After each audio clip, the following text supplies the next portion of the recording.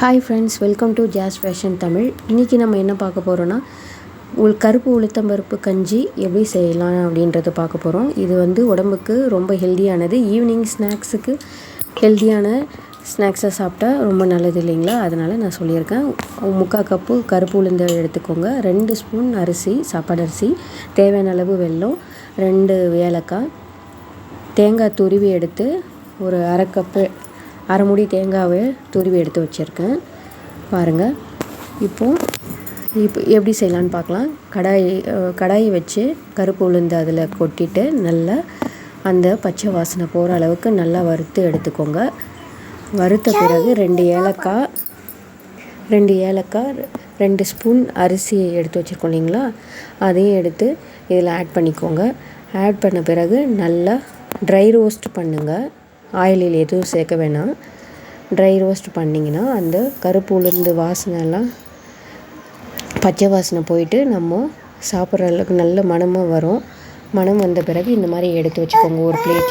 ஒரு பிளேட்டில் ட்ரான்ஸ்ஃபர் பண்ணி ஃபேன் காற்றுல ஆற வச்சு எடுத்துக்கோங்க. இப்போது ஒரு மிக்சர் ஜாரு ட்ரையாக இருக்கணும், அதை எடுத்துக்கிட்டு இப்போது நம்ம வறுத்து வச்சுருக்க இந்த கருப்பு உளுந்து எடுத்து கொட்டி நல்ல ஃபைன் பவுடராக அரைச்சி எடுத்துக்கோங்க. இந்த மாதிரி இருக்கணும் பாருங்கள்.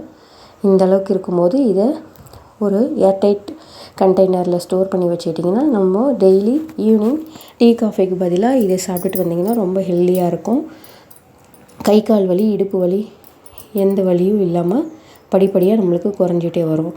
இப்போது அடுப்பில் ஒரு பேன் வச்சு 1.5 கிளாஸ் தண்ணி ஊற்றி ஒரு 4 ஸ்பூன் நம்ம அரைச்சி வச்சுருக்கோம் இல்லைங்களா, அந்த பவுடரை ஆட் பண்ணிக்கிட்டு நல்லா தண்ணி சூடான பிறகு அந்த 4 ஸ்பூன் நம்ம கொட்டி நல்லா கொதிக்க விடுங்க. ஒரு 10 to 15 மினிட்ஸ் நல்லா அந்த பவுடர் வேகணும். வெந்த பிறகு நல்லா மிக்ஸ் பண்ணி விடுங்க, இல்லைன்னா கட்டிப்பட்டுடும். இப்போது நல்லா கொதித்து வந்திருக்கு பார்த்திங்களா. இந்த ஸ்டேஜில் நம்ம எடுத்து வச்சுருக்கிற சின்ன கட்டி வெல்லத்தை நல்லா தூள் பண்ணி இதில் ஆட் பண்ணிக்கோங்க. ஆட் பண்ணிங்கன்னா நல்லா கரைஞ்சி டேஸ்ட்டுக்காக ஆட் பண்ணிக்கிறீங்க. நீங்கள் சர்க்கரை இல்லை நாட்டு சர்க்கரை எது உங்களுக்கு விருப்பமாக இருக்கோ அதை ஆட் பண்ணிக்கலாம். இல்லை நல்லா மிக்ஸ் பண்ணி விட்டுட்டே இருங்க, இல்லைன்னா அடி பிடிச்சிடும். மிக்ஸ் பண்ண பிறகு இங்கே பாருங்கள் நல்லா கொதித்து வந்திருக்கு. 10 to 15 மினிட்ஸ் ஆகிடுச்சு. இப்போது நம்ம ஈவினிங் ஸ்நாக்ஸுக்கு ஹெல்த்தியான உளுந்து கஞ்சி இல்லை உளுந்து பால் எப்படி வேணால் நீங்கள் சொல்லலாம், ரெடி.